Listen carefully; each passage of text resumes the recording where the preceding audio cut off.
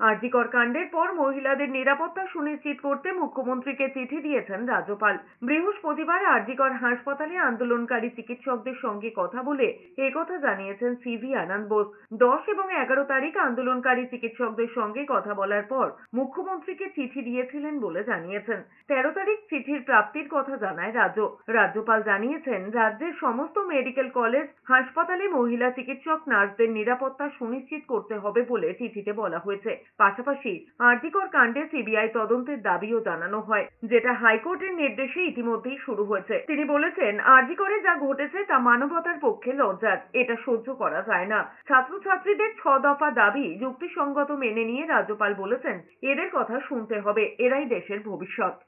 What I saw, what I heard, what I was told, what is reported about the ghastly incidents which took place here the last few days is shocking, shattering, benign, deplorable.